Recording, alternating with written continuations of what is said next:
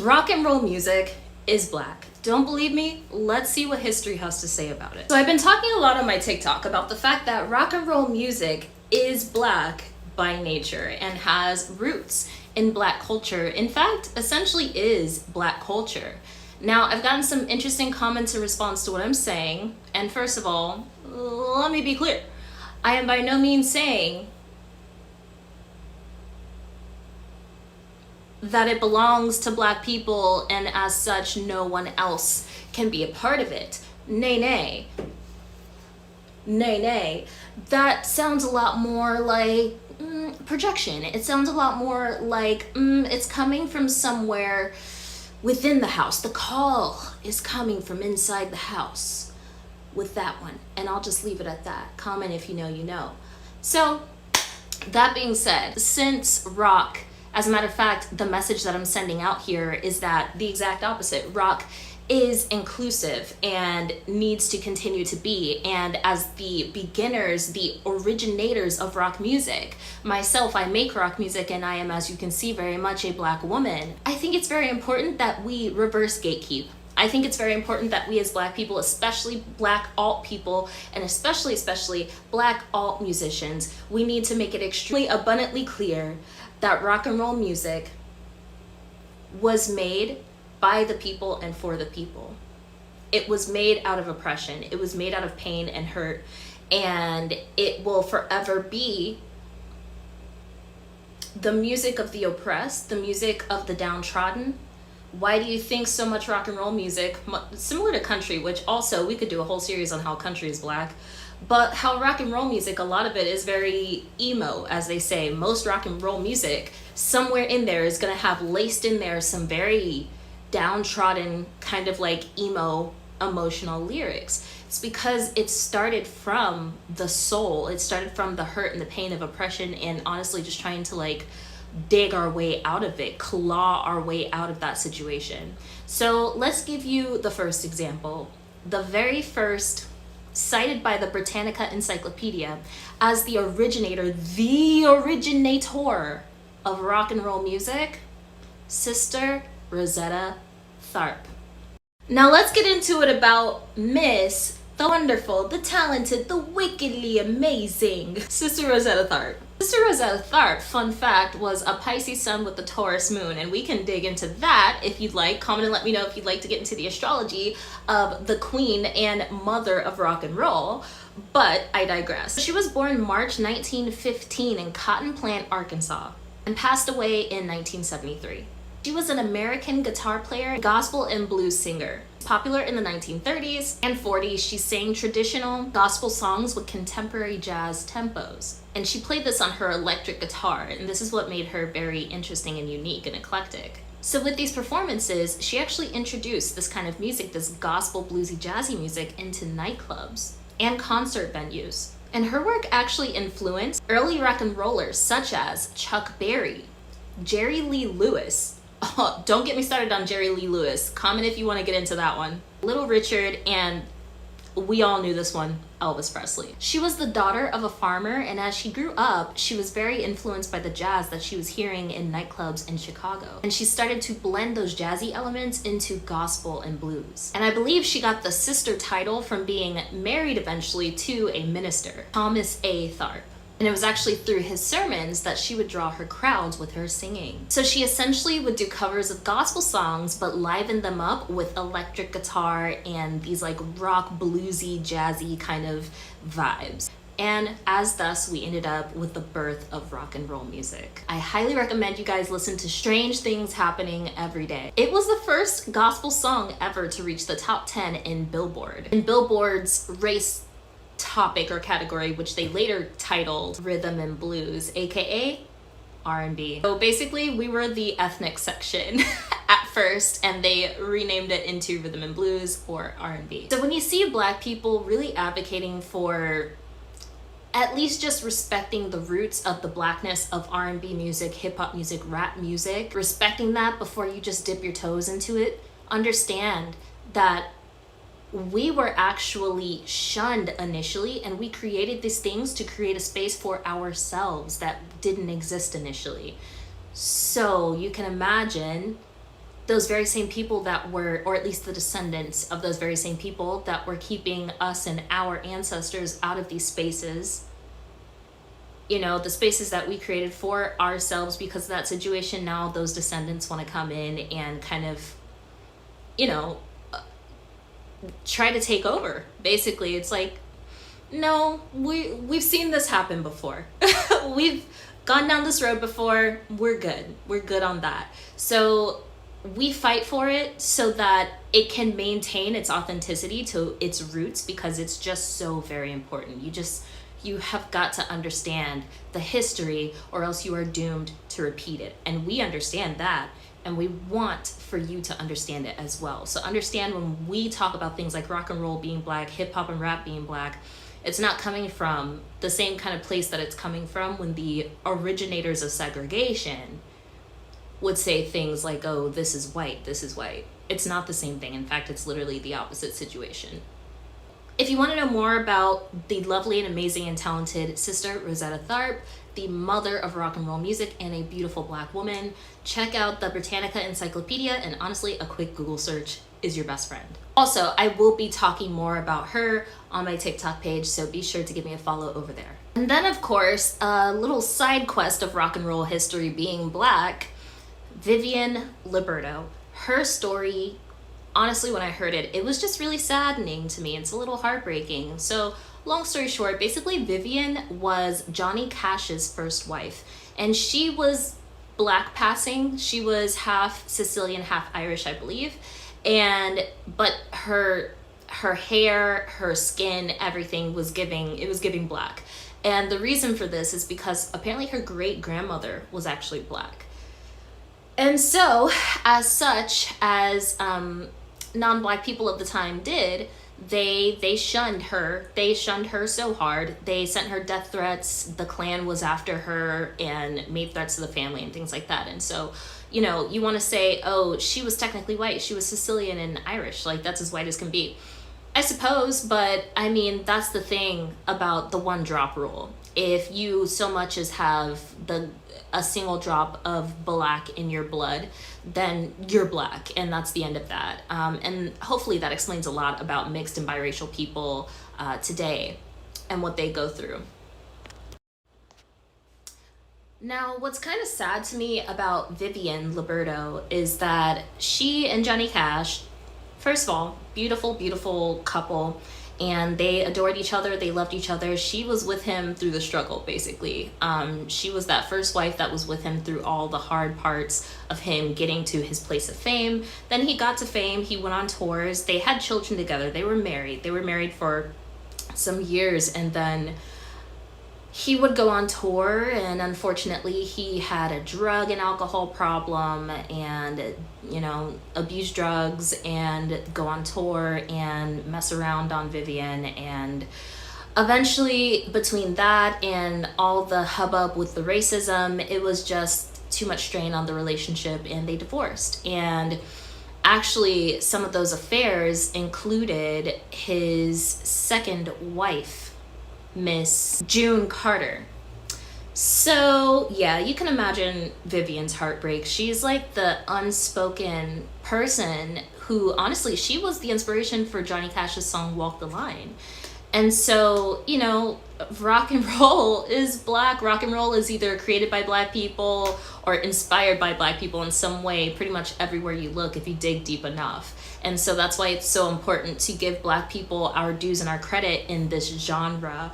And we're going to get into it in the coming videos. This is going to be a multi-part series. In probably the last video, we'll talk more about modern rock and roll and black influences in it. But that's a very sad story. Actually, Johnny Cash ended up passing away, and I want to say like 2003, and then Vivian ended up saying that, like, Johnny Cash was, you know, them not being together, it was devastating. It really hurt her and broke her heart, but at the very least, knowing that he was alive and well was enough for her for a long time. And then to find out of his passing, that was just kind of it for her. She said she wasn't sure she wanted to continue on anymore, and gosh, it just, ooh, it hurts my soul to think about that. And I mean, when she said that, she meant it, because within like 2 years later, she had passed as well in 2005. So that's the story of Vivian Liberto, Johnny Cash's first wife, that I don't think many people know about, and I just think it's really important to include her in this list of rock and roll history being Black. Now let's talk about Frankie Lymon. Frankie Lymon, born September 30th of 1942, was an American rock and roll R&B singer and songwriter. He was best known as the boy soprano, lead singer of the New York City-based early rock and roll and doo-wop group, The Teenagers, all in their early to mid-teens. It's actually pretty sad. He passed away very young at the age of 25. And The Teenagers' first big hit single was Why Do Fools Fall in Love? We all know and love that song. It's a classic. It's so wholesome. It was also The Teenagers' biggest hit. And then Frankie Lymon went solo later on. He did unfortunately pass at the age of 25 of a drug overdose. In his grandmother's home, he was found, and just a tragedy, absolutely devastating. However, the rock and roll news of the situation is that he was posthumously inducted into Rock and Roll Hall of Fame in 1993 as a member of the Teenagers. And his life was included and dramatized in the film Why Do Fools Fall in Love that came out in 1998. Another song you might recognize from Frankie Lymon was Little Bitty Pretty One, which I'm pretty sure most of us, especially millennials, remember from the movie Matilda. But if you go over on YouTube and search up Frankie Lymon Little Bitty Pretty One live performance, let me tell you, that all-white crowd was absolutely shooketh when they saw little Frankie Lymon come out looking just like me. They were shook in their boots. Let me show you some pictures. Look, she's like, look at this. Can you believe this is on the stage right now? The other one is just like side-eyeing in absolute disbelief. Just can't believe what she is seeing in front of her eyes. And some of them are just blatantly laughing. Like, this man is performing live in front of you, ingrates. This man is performing live in front of you, ingrates, and you are laughing in his face. Like, do you know how much work and energy and effort and love and passion goes into making music? And they loved the song just fine until he walked on stage and they saw what he looked like. This is why I loved a quote from a non-Black performer who is definitely influenced by Black performers, but we love her regardless because she is very talented, Miss Adele. And she said something that I love and I quote all the time as a Black performer myself, so it really comes full circle. She said, I make music for ears, not for eyes. And as a Black performer, oh, the way that really just like seeped down into my soul when she said that, I couldn't agree with that more. And I really feel like this situation really exemplifies that. Frankie Lymon makes music and made music in his time for your ears, not for your eyes, right? Just enjoy the music. Just be grateful for being in this wonderful, amazing, talented person's presence. But that's the curse that is racism. Racism is so intensely, socially, deeply ingrained in people's minds. And they look ridiculous right now. We look back at them and we're like, wow, you're ridiculous, right? And sometime in the future, your behavior looking at Black rock and roll people is going to look exactly like that. Like, this is what you look like right now. Fix it quickly. Because you look ridiculous, and you're gonna look even more ridiculous in the future. Billie Holiday, let's get into her. She is cited by the Rock and Roll Hall of Fame as an early influencer. It's official, like there's no arguing it, right? So Billie Holiday, she sang a plethora of beautiful, beautiful songs. I remember listening to her. My mom had bought her album when I was a kid. I'm gonna cry just thinking about it. My mom's music taste honestly really influenced mine. Shout out to my mom, like, her music taste was impeccable and I thank her for it. She actually got me into Linkin Park. Like, my mom's music taste is pretty amazing. But she also got me into Billie Holiday, and I didn't know who this woman was until my mom introduced me to her, had me listen to her albums over and over on repeat, and so worth it, and had me listen to the song Strange Fruit and tell me the story behind it. And when I think about that, I just want to start sobbing in tears. Definitely look into that. But Billie Holiday is cited as of the year 2000, so 23 years ago, cited as a early influencer in rock and roll. Comment and let me know if you'd like me to go more into her personal story. Now, on to another rock and roll Hall of Famer, Nina Simone. Nina Simone has my heart forever and always. She's so amazingly talented. She was so amazingly talented. She has passed away since, but she was induced in the year 2018. So fairly recently, actually, but it's so beautiful that she was finally acknowledged for her influence on rock and roll and the culture of music in general. She was cited in the category of performers by Mary J. Blige. The introduction for her said, Nina Simone's unapologetic rage and accusatory voice named names and took no prisoners in the African American struggle for equality in the early 1960s. Her triumphant voice sang what it meant to be young, gifted, and Black in a sometimes unjust and troubled world. And that, of course, is a reference to a famous Nina Simone's song, To Be Young, Gifted, and Black. Give that song a listen. It will be added to my Rock and Roll is Black playlist 100%. Oh, and definitely go ahead and check out my playlists. I have them linked in the description as well. Rock and Roll is Black is probably my favorite playlist on there, but I also have some playlists for if you're listening to books or reading books and all sorts of really fun stuff. And my own music, of course. She was inspired to write that song from a play by the same title. So what I really love about that as well is a reminder for everyone, every musician, every artist, that every piece of creative art, it's a reminder that anything creative, any piece of art, nothing's original, right? There's always inspiration from at least like 7 other places, whether you realize it or not. Everything's a remix. And even Nina Simone's amazing song, To Be Young, Gifted, and Black, is inspired by a play that she saw. And this play was actually done by Lorraine Hansberry. Being pro-Black does not make you anti-white. Being pro-Black does not make you anti-anything. And again, I do feel like the confusion there from usually white people is that in the culture that they've been raised in and how they've been socially conditioned, to be pro-white is oftentimes synonymous with being anti-insert minority group here. And so I think it's just really important that we say that quiet part out loud. Being pro-Black does not mean being anti anything or anyone. It is nothing more, nothing less than simply lifting up Blackness, Black people, Black culture, and the Black experience, and the importance of it, the significance of it within the sphere of culture, society, the world, humanity at large. We have just as much to offer to the world as anyone else, and to erase us is to erase part of your own self and a huge chunk of your own history. So let's acknowledge, let's respect. Then I cannot talk about rock and roll history without talking about one of my all-time faves ever.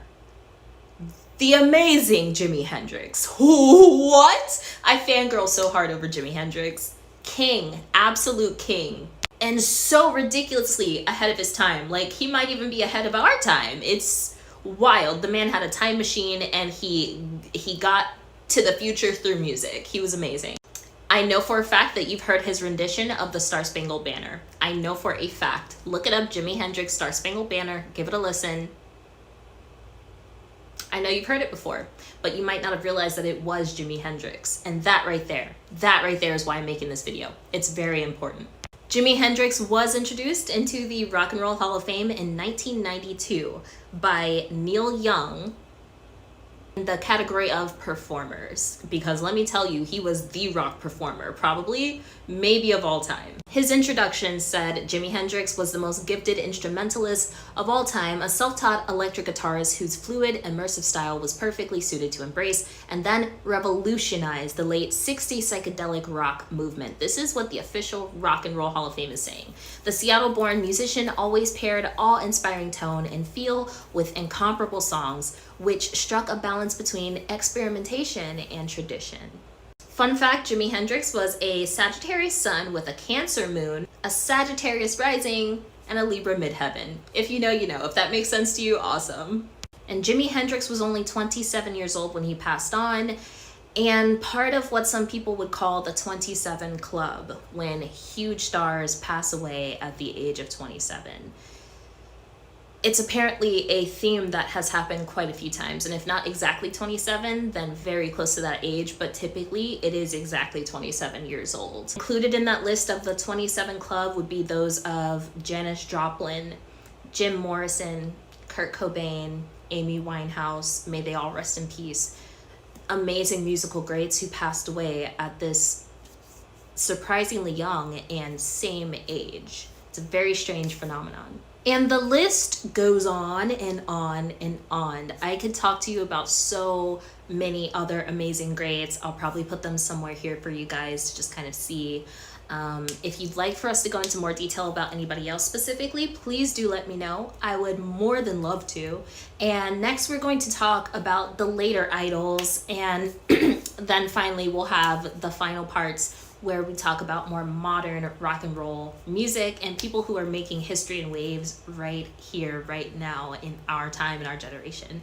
So thank you for watching. This has been a really fun video to make, and I want you guys to be part of it. So comment right here, right now. Let me know, who would you like me to talk about who is a Black alternative or rock and roll, or even like early rhythm and blues influence on rock and roll music that deserves to be discussed, talked about, learned about, heard about, and addressed and recognized and respected. Thank you guys so much for watching, and that's what we got. That's what you get when you let Nia Luna in. Okay, I think that's time for the end of the video now. Thanks. Thanks. Love you guys. See you soon. Be sure to follow me on everything. Stream my music, listen to my playlists, Rock and Roll is Black playlist, and also check out the merch so your girl can keep making awesome videos and awesome music for you guys. I have Halloween music coming up. I'm really stoked to release that to you guys. I have music on SoundCloud up right now that's real spooky. Vampire Serenade, stream it on SoundCloud, and it's going to be up everywhere soon. Pre-save in my links, all the goodies, and until next time, keep looking up, Moonbeams. Love you guys. Bye.